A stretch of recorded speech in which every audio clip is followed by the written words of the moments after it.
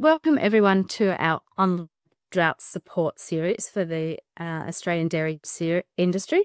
My name is Libby Swain and I'm the Extension Team Lead with Dairy Australia and based in Western Victoria. Our family also runs a dairy farm near Colac, so both a farmer and working for Dairy Australia. So thank you all for joining. I'd like to start by acknowledging the traditional custodians of the land throughout Australia and the connections to land, sea and community. Today, I'm joining you from the lands of the Gulidjan people of the Eastern Maar Nation, and we pay our respects to elders past, present, and extend that respect to all Aboriginal and Torres Strait Islander people that are online with us today. This is the 7th session in the Drought Support Series, and it's designed to provide timely and practical support for dairy farmers navigating drought and dry conditions. The series has been brought together with internal and external experts to share updates, tools and insights that are relevant to current challenges on farm. So today's session will run for about 45 minutes, and there'll be plenty of opportunity for questions and answers both during the session and at the end of the session. You're welcome to submit questions at any stage, and you'll see on the bottom of your screen that there is a chat function, and so you can put in a question into that, or just let us know. If you could just raise a hand and let us know, and we can make sure that you can come off Zoom to ask that question. So we do encourage questions as we go, and there will definitely be an opportunity at the end as well. Each of the sessions we've run has covered a different theme. So we've had everything from feed planning, water management, financial support and wellbeing services, but they're all aimed at helping farmers to make informed decisions and access the right support. This meeting will be recorded and it will be circulated via email. All the sessions are available on the Dairy Australia's YouTube channel, and so I encourage you to look at those other sessions as well. The series is designed to be informal, interactive and farmer focused. So yes, please do encourage those questions and the discussion through the session. Today, we've got Sally Taylor with us. Sally is the Stakeholder Engagement Issue Manager at Dairy Australia, and some of you will already know Sally. She'll moderate the questions in the background and let us know if there is something that comes up in the chat function. So to get underway, I'd like to introduce today's expert is Tom Farran. Tom is a farm consultant based in Northern Victoria and the irrigation area, and works across all of Victoria into South Australia and southern New South Wales. So welcome, Tom. Can you provide us with a quick description of the work that you do with farmers? Yeah, thanks for having me, Libby. So as Libby said, I'm a farm management consultant with Farm & Co, so an independent consultant based out of Northern Victoria, but do travel to a number of different regions. My main role these days is much more on the business management side, so helping farmers make those business decisions and also reviewing and analysing them and planning for the future things. But like most of us that end up in these roles, we've come from different backgrounds. And so I obviously come from a background like a lot of us where I was much more science focused, so grazing management and nutrition, and spent a bit of time actually on dairy farms because I really actually enjoy that as well. I just unfortunately can't find time to do both.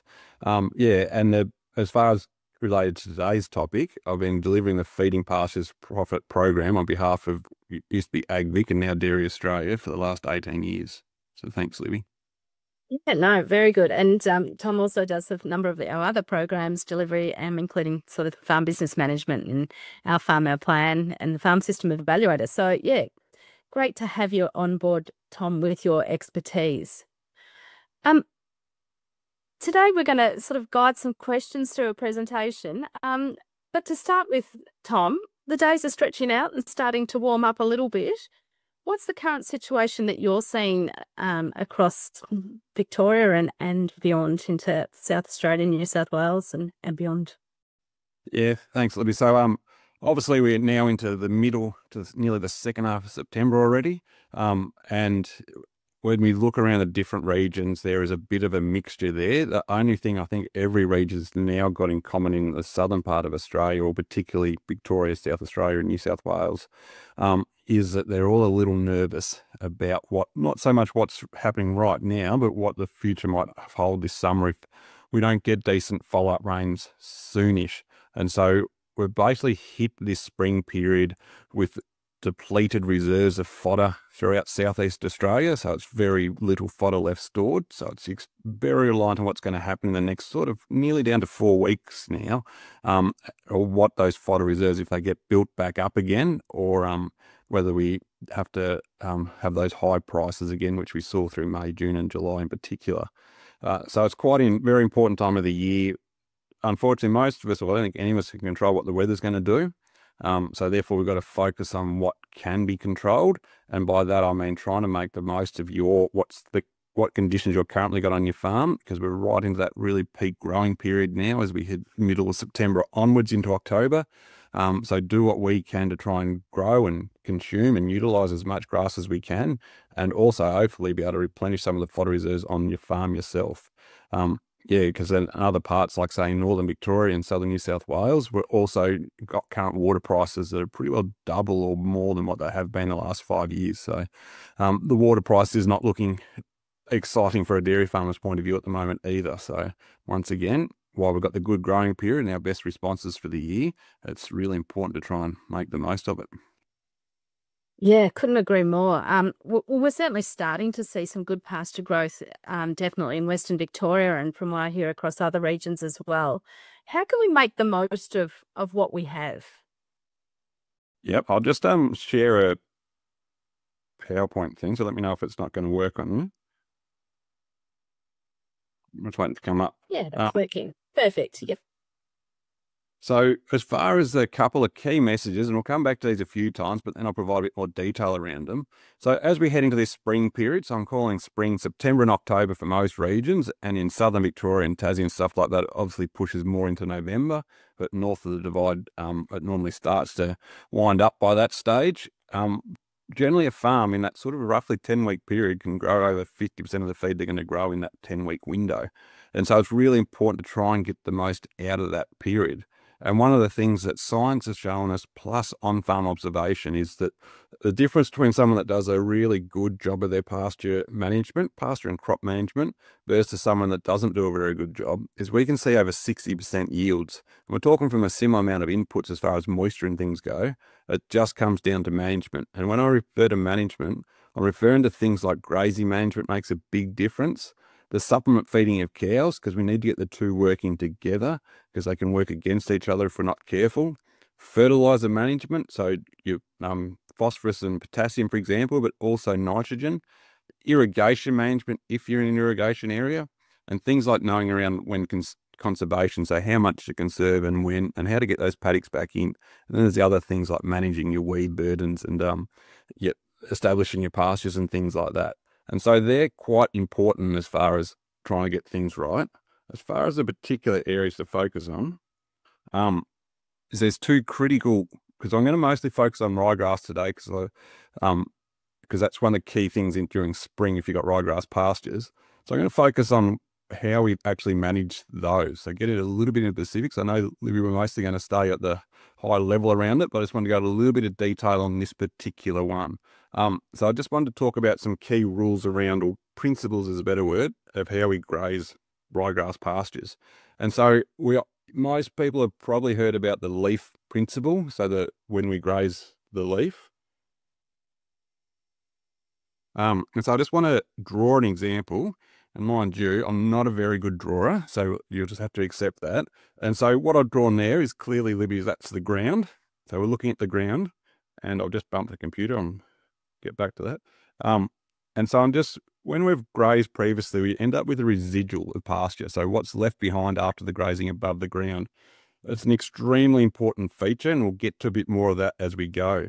Another very important feature is the growing point of the pasture starts at the ground level. We might not see the new leaves until they get up higher, but that's where they're starting from. And so if we just graze the pasture, we'll get a leaf that grows, our first leaf will grow, and how that grows is it utilizes the energy from that stored in the residual. So it's been stored in there, and so it's now starting to deplete that energy reserve to try and grow a new leaf. And so if we simply graze the pasture now, we'd end up with a lot slower regrowth and smaller regrowth because we've just used up some of the energy without replenishing it. Once the pasture grows its first leaf, we'll grow a second leaf. This second leaf's really now starting to help the plant because we've now got hopefully some sort of sunlight, some solar, and we can start capturing energy as we go. So these leaves almost work like solar panels and help convert energy from the sun into its own energy. And so by the time we've grown our second full leaf, we've now recharged our energy reserves. So our residual is back full again. And so if we grazed off at this point, our regrowth shouldn't be affected. We should grow back as quickly and as big a size leaf as possible under this scenario.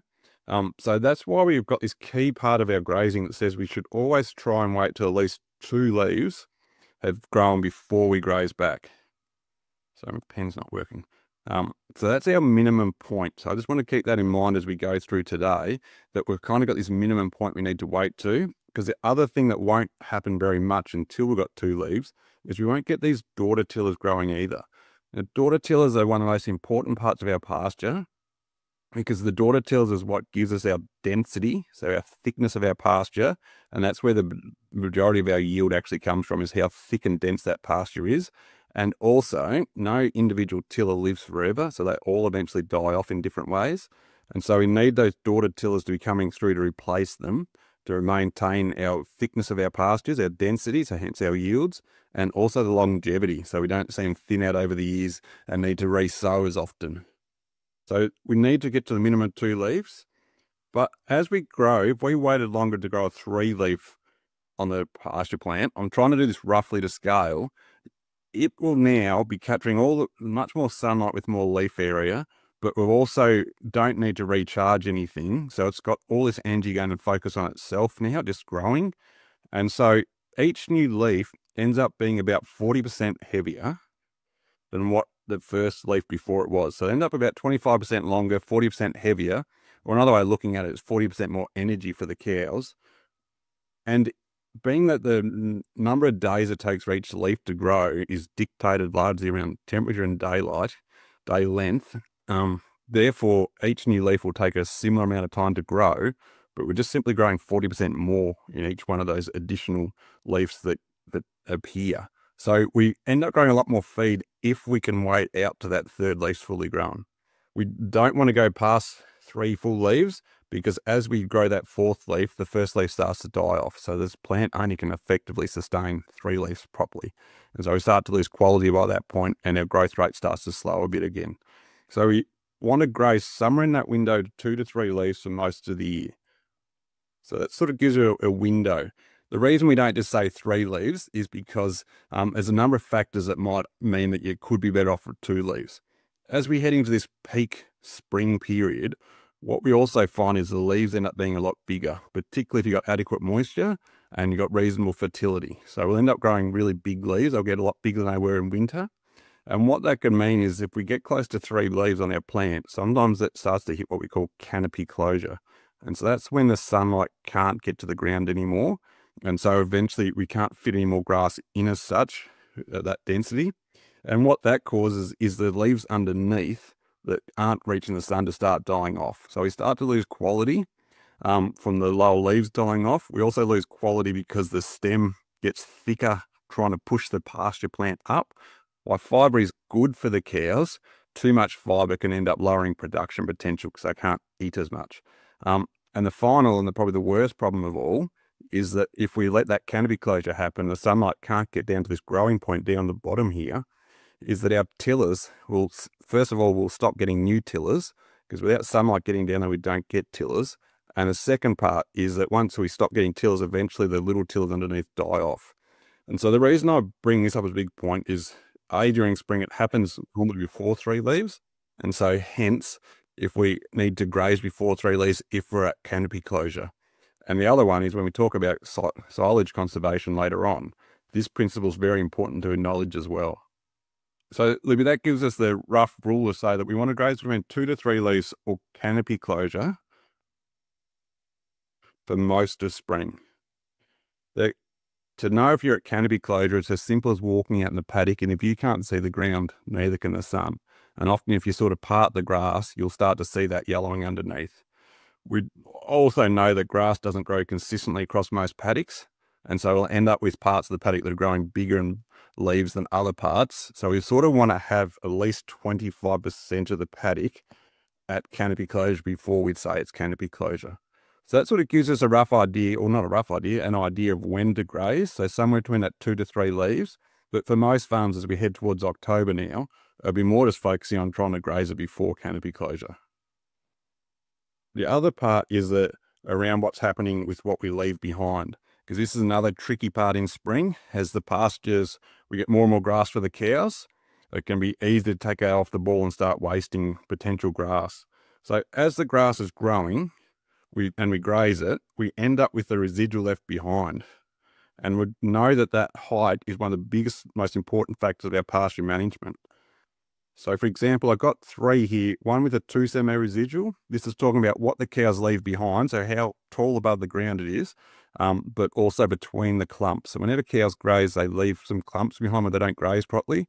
We're talking about between the clumps. So we've got 2 centimetres, 5 centimetres and 10 centimetres.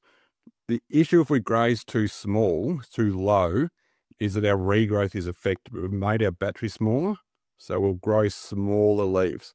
And once we've grown our first leaf back smaller, our second leaf's only going to be 40% bigger. And so we can't really influence it once we've overgrazed. At 4 to 6 centimetres, our ideal height, we'll grow a bigger leaf as possible. We're going to get sunlight down to this growing point, and so we're going to have as much production as we can.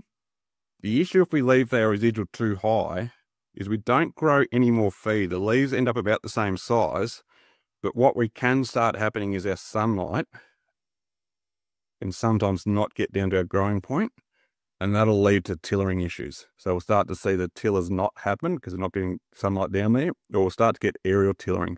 So that's where the tillers will start to grow up where they are getting sunlight, but that's where the roots are starting from as well.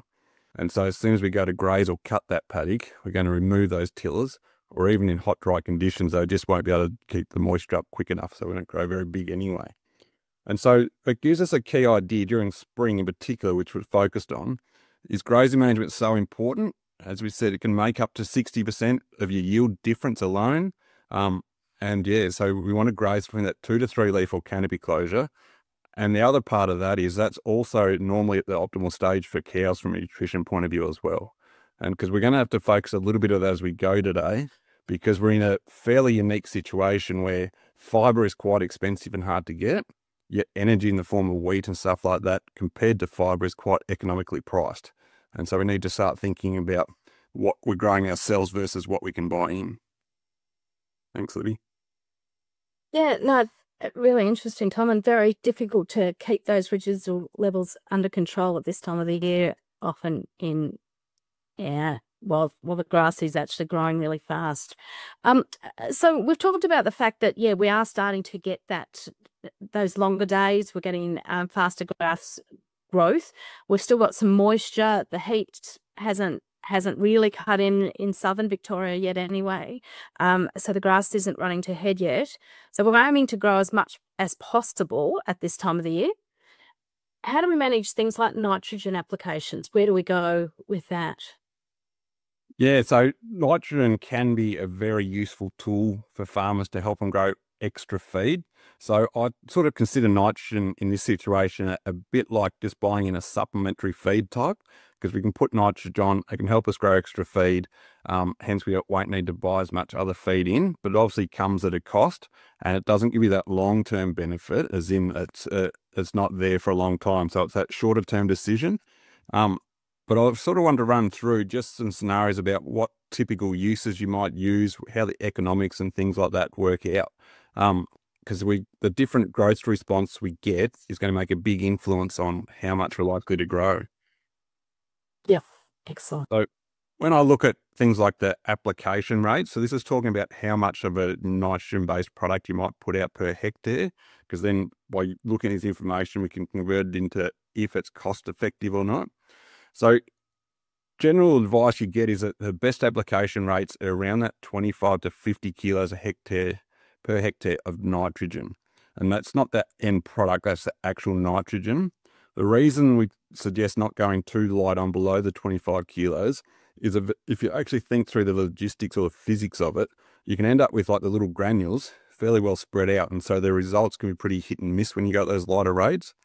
Once you get up towards the higher end of the rates, you'll find that your law of diminishing returns starts to kick in. So nitrogen only really is effective when it's one of the limiting factors. If you've got other factors making the growth limited, so say lack of moisture or too much water, like waterlogging, things like that, or really low fertility in other areas, nitrogen won't have the same response rate.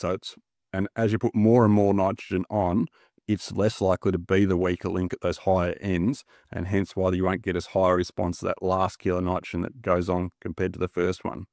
So when I talk about the 25 to 50 kilos per hectare, the most common product that dairy farmers use is a product called urea, and it's at 46% nitrogen.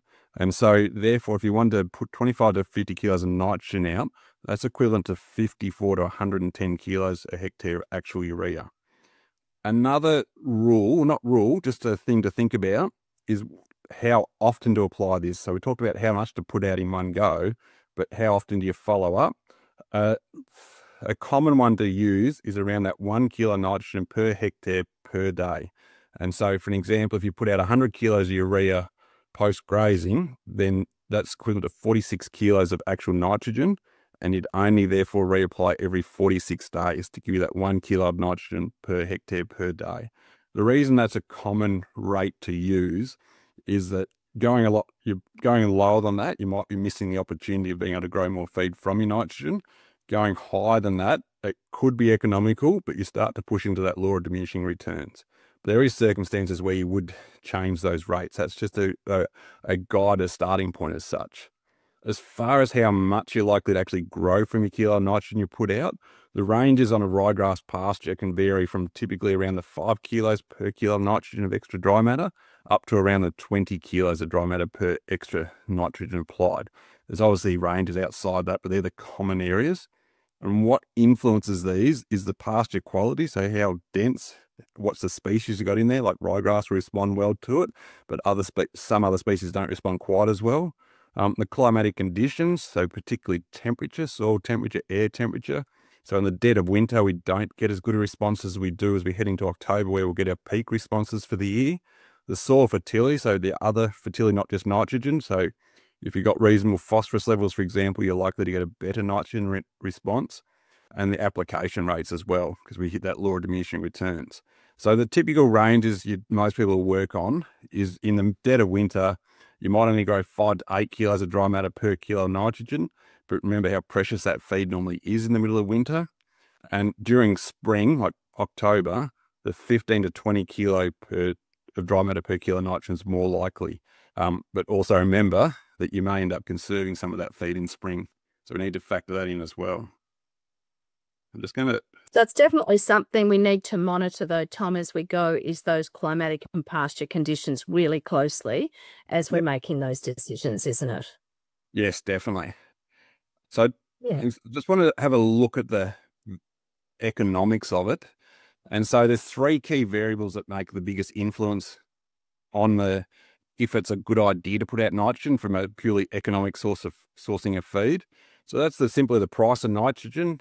As we're all well aware that it went up quite rapidly a couple of months ago. So it's a lot dearer than it was 6 months ago. So the price of nitrogen, how much is your likely response rate? So how much extra feed you're likely to grow? And being that you've got the option of putting nitrogen out or buying another feed source in, we've got to price it relative to that. And so what's the other feed sources that we could replace that feed we didn't grow with? And so I'm going to just use an example, and everyone's going to have to use their own numbers. This is just thinking through the process. So if we had urea costing $1,000 a tonne spread, so you buy it, but plus you've got to spread it as well. So factor in all the cost of it. If we expect at the moment we might get 15 kilos of dry matter per kilo of nitrogen, if to replace the feed we didn't grow was going to cost us $450 a tonne of dry matter by the time we feed it out, And to get to that number, what I've done is said we're going to buy decent hay that's going to cost us $350 a tonne, and we'll have 15% wastage on it. And we're also got to convert the hay into a dry tonne to make it a fair comparison. You have to use your own figures there, because whether you can get feed as good a quality for $350 a tonne as we speak today, you probably can't. Hopefully in a couple of weeks' time you might be able to, but that's not a promise. And the other one is so when we look at the cost of nitrogen, we've got to get our urea price back to price per kilo of N. So we go from $1,000 divided by our 46% ends up coming back to $2.17 per kilo nitrogen. Our 15 kilo response rate means it's going to end up costing us $145 a tonne of dry matter for the actual extra feed growing. But if we don't consume it all, which is the high chance under grazing you won't, if we use a 70% utilisation rate, so for every tonne out there, we only actually graze 700 kilos of it, that comes out then at $207 a tonne of dry matter. So compared to the alternative feed sources, if you can graze that extra feed, nitrogen for most people is looking like a very competitive option. If you end up putting that nitrogen out and it grows more feed than the cows can eat at the time, and you end up having to conserve it. So the example I got, say, round bale silage, I've added an extra $150 a tonne onto that to make that silage. And so therefore we go out to $357 a tonne of dry matter. And I've also, in there, I've kind of assumed that the 70% utilisation will probably flow through the silage by the time we have our silage making losses and our shrinkage and things like that as well. So it starts to become maybe still a very competitive feed, but it's certainly, you've got to add that cost of conservation in there, because it keeps getting dearer each year. Yeah, yes. No, very interesting to do those comparisons, and very need to be aware of the price of the alternative fodder source that you might be looking at as well, isn't it? Yep. Tom, if we think about silage and conserving pastures, at what stage is it best to cut silage? What are we going to cut? Why are we going to cut it? And how much are we going to get? What's our best practice here? Yeah, so there's a couple of things I want to mention on this one, and it's obviously very focused on grazing-based dairy farms, these answers, as opposed to the TMR farms that have most of the farm dedicated to cutting for hay or silage anyway. So this is for the grazing-based farms. So generally, most years, these are pretty locked-in rules, but we've got to think through everyone's unique situations too before we say these are just absolutely locked-in rules. So the first one I'd say is we should only conserve most of the time what the cows can't utilise, so a true surplus. So if we can get our milking herd to actually eat that grass, normally from an economic point of view, you're far better off getting them to eat it rather than deliberately underfeeding the cows to try and put aside a bigger surplus for later. So that's normally what we try and do. So if you either underfeed the cows, so sell them short, they could have eaten more grass, but we've chosen not to allocate it to them. Or on the other end of it, you deliberately add in extra fodder like hay or silage to try and create a bigger surplus on your farm to conserve. The chances are the economics aren't going to work with you on that one. Most of the time, it's far more profitable to simply let the cows eat as much grass as they can without wasting any. So we've got to utilise it. We don't want to waste any. But yeah, so don't try and create an artificial surplus. Make sure it's an actual real surplus for your farm. But it's very important to try and make sure your cows are utilising the feed as well. And so it's a common problem we have in spring is that we've got lots of grass out there. So we take our eye off the ball a bit and the cows can end up wasting a lot of grass. And therefore we either later in the year we end up with either lost production because we don't have enough feed for them then, or we've got to buy an extra feed to replace the feed that we didn't grow. So we've got to factor in the whole year while we're thinking about this particular spring as well. So as far as how much area to conserve, for the people who've done the Feeding Pastures for Profit program, there's a process in there using the rotation right tool of how to identify your actual true surplus that makes it quite easy to identify how much it should be. For the ones that haven't, I've just got an example of how to start thinking about this. And so the example I'm going to use is this particular farm has a milking area of 100 hectares that's all available to be grazed. To properly feed the cows without wasting grass, in other words, allowing them to eat as much grass as they can, but focusing on making sure they are utilising it and not leaving milk or quality feed behind, In this big example, they could eat 1.5 hectares per feed, and they're grazing twice a day, so that's 3 hectares per day.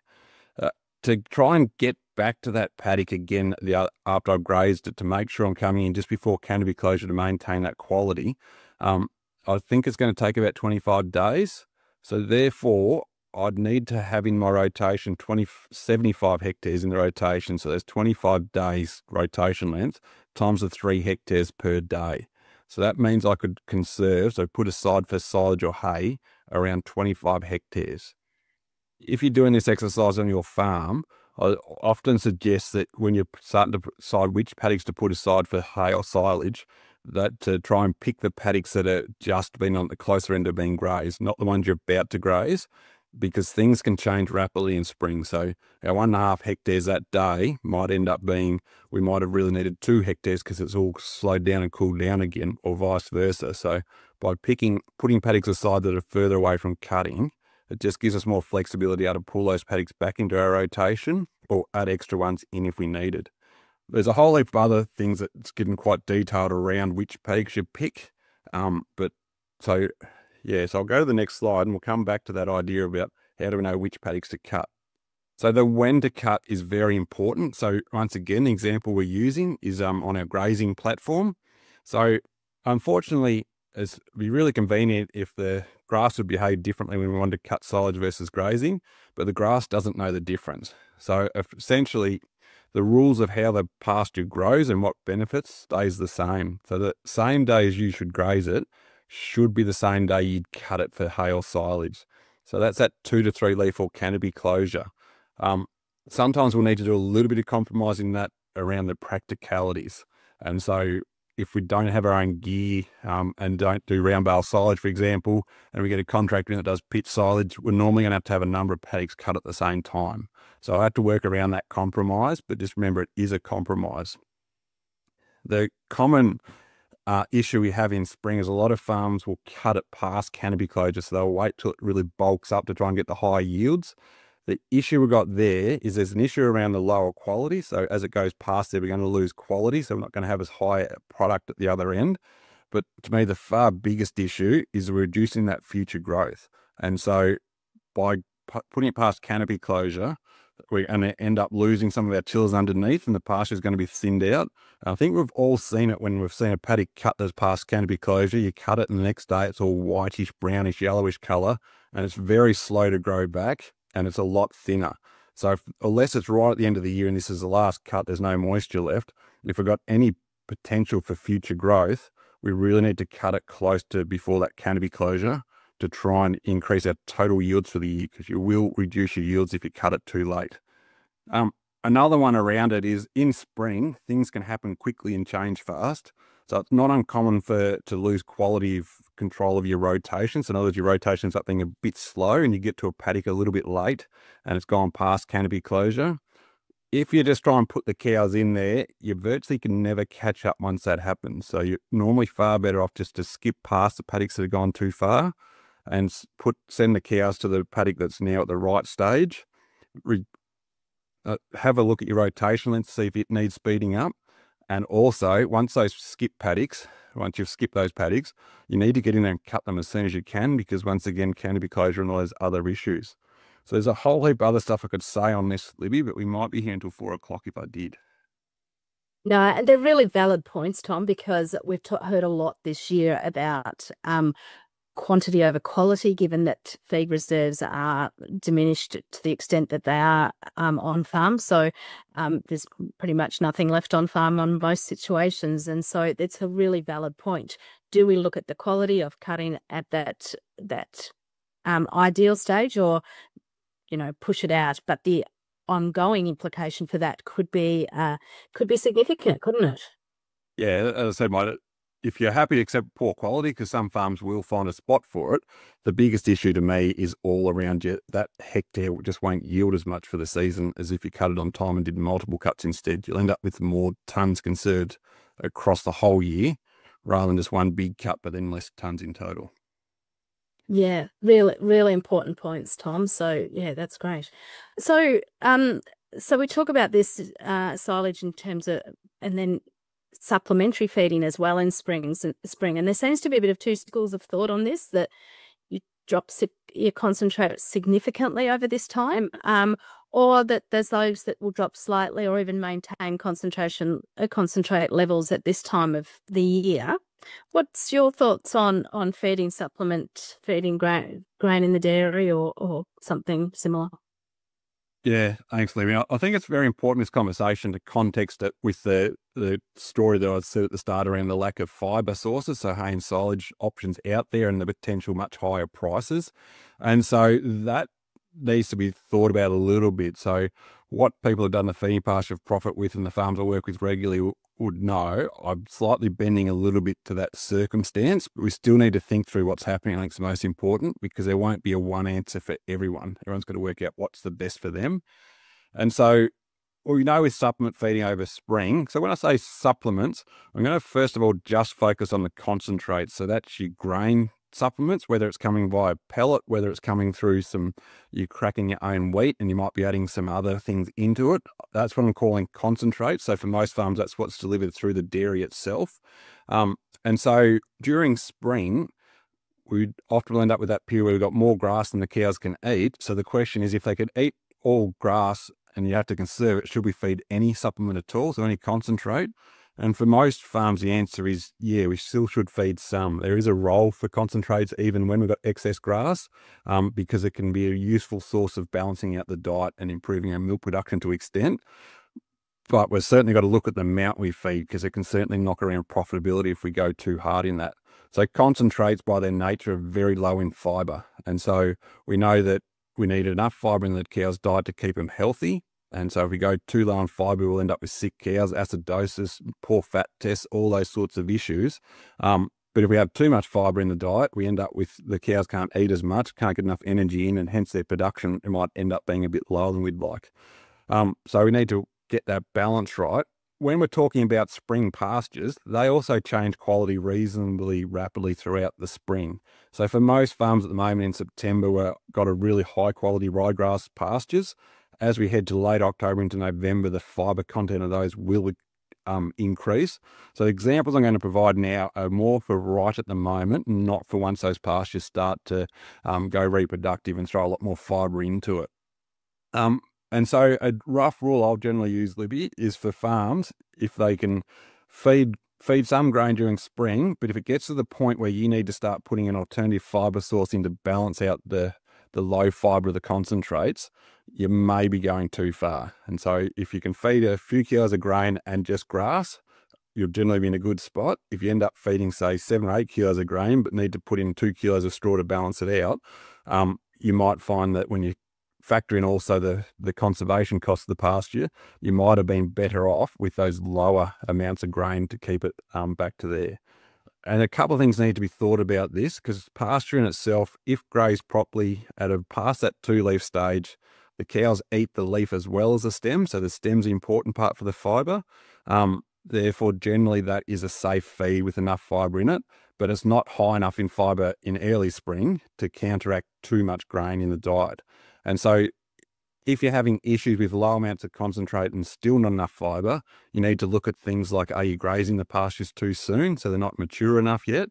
Or the other very common one I come across is that some of the cows will go straight from the dairy out to the paddock, and they'll get to pick off the leaves at the top of the plant before the main herd comes in and then eats the remaining stems. And so those cows themselves haven't got enough fibre in there. So you might need to look at strategies such as double fencing, so putting up a strip fence closer to the gateway to start with, and then once milking's finished, winding that up so the rest of the herd can have the remainder of that allocation for the day.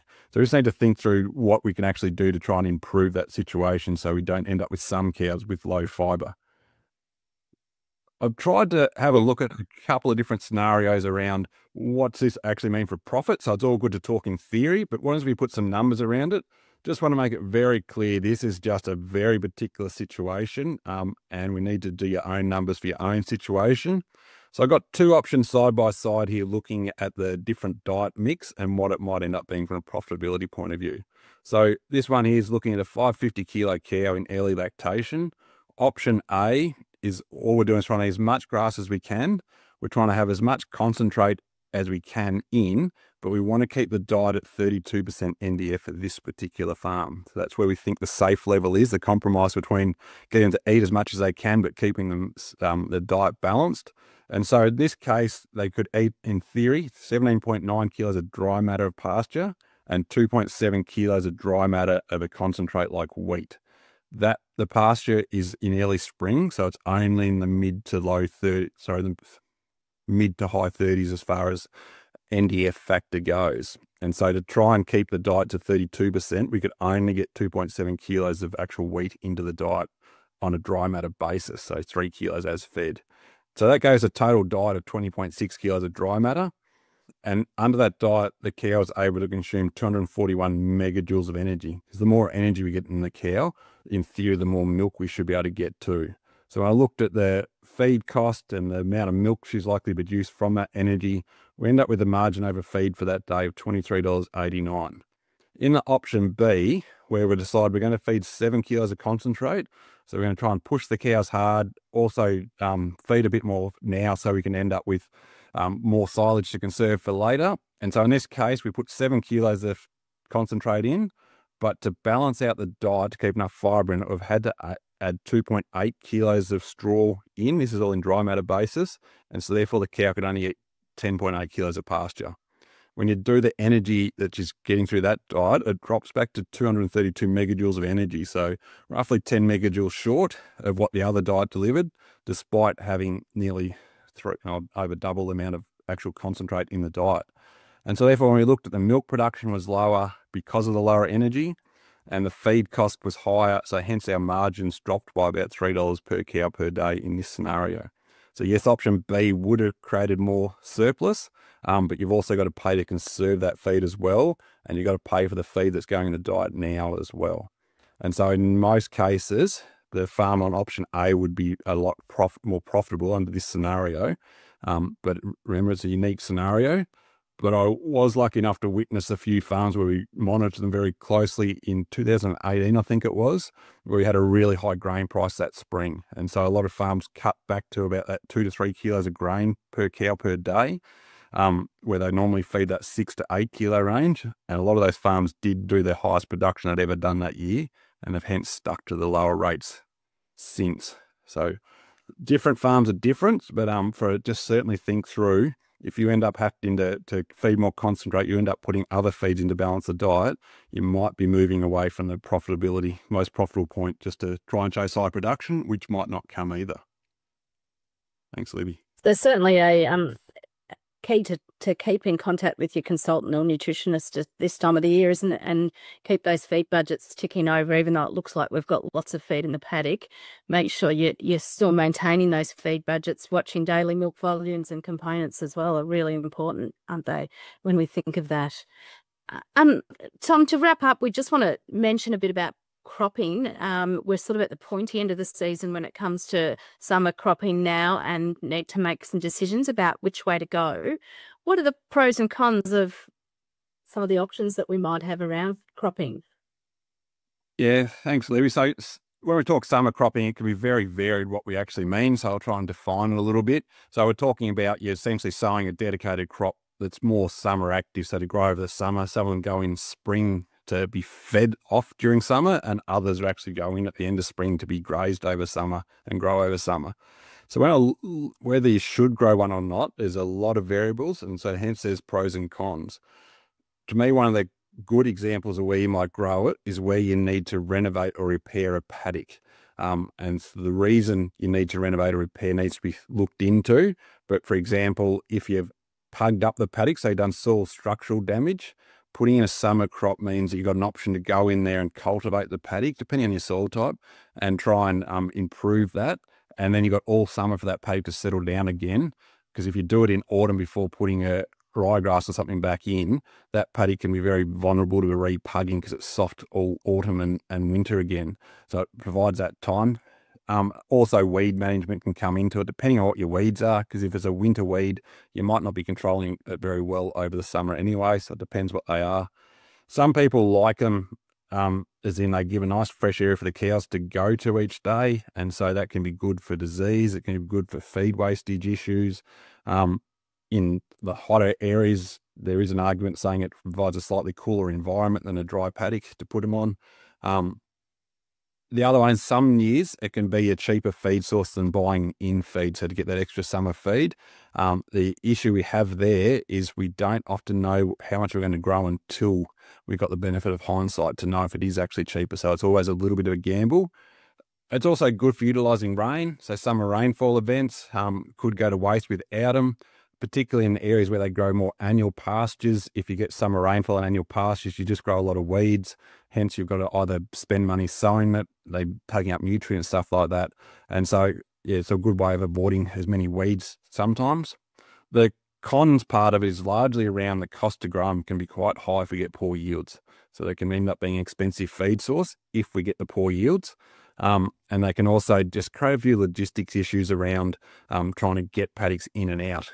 So and for example, if you're looking at options that you have to put in during the spring, like a turnip type option like that, also got to weigh up taking out your ryegrass or type pastures in its most productive period for the year as well. So you might lose some of your growing season to an extent there. And the other one is that some of them can have some animal health issues associated with them if we don't watch out. So sorghum, for example, can have prussic acid in a lot of its varieties if grazed at the wrong stages, and other ones can have mineral deficiencies, or some of them actually can be low in fibre too, so you can have acidosis type issues if you're not careful. So that's sort of the pros and cons.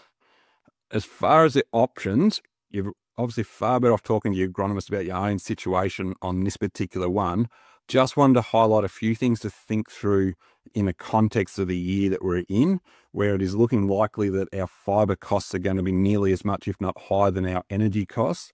So as I speak today, it's likely that the wheat, for example, might be in the low $300 a tonne for the wheat grain, whereas wheat hay itself could be in the second half of the 300s for price-wise, is where I'm being told it might be at, but that's very early days, we don't know yet. And so hence, actually growing fibre could be more important to us than just trying to chase as much energy as we can, because we can buy the energy cheaper than we can buy the fibre in, which is very different to most years. So therefore, when we think about what we might grow, there's a couple of the crops that are quite high in fibre and a couple that are quite low. So the ones, particularly in southern Victoria, that grow a fair bit around our turnips or our regrowth type brassicas, so the ones you can graze the leaf parts off them, they are low in effective fibre. So very high quality plants. You get a lot of milk out of them, but that might mean you have to reduce the amount of grain you're feeding and increase the amount of supplements, fodder supplements you're adding in. So you just need to think about that one. Not against them at all, because they are good quality. It's just that if fibre is your biggest issue, they're not going to help you all that much. Whereas things like your millet and sorghum are a lot lower quality products, but they're also much higher in fibre. And so they can hence balance out a high grain diet if that's the way you decide to go. I think in the interest of time, Libby, I might leave it at that. Yeah, no, thank you, Tom. We've certainly covered a lot in a short time. Before we go to the questions or comments, and please, if you can pop any questions into the chat, or we'll get you off mute in a moment. Can you just give us a summary overview of the points today, the key takeaway messages? Yeah, so as you know, every farm's a little bit different, so no two farms are the same, but whatever the situation is, it's very important. Every year it's important, and this year it's stacking up to be every bit as important, is to make the most of whatever spring you get.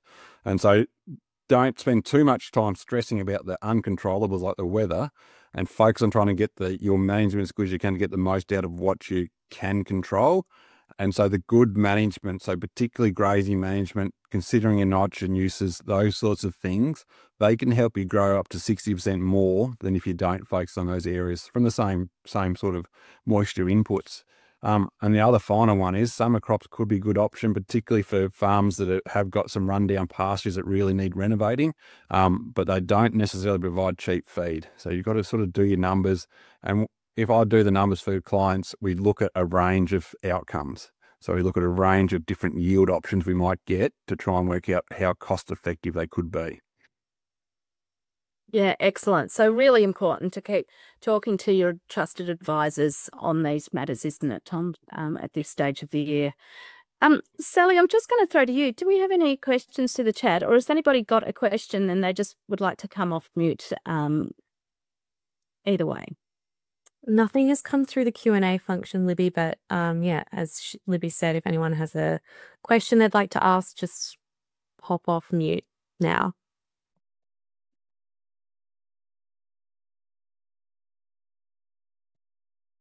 That might be a no. No questions.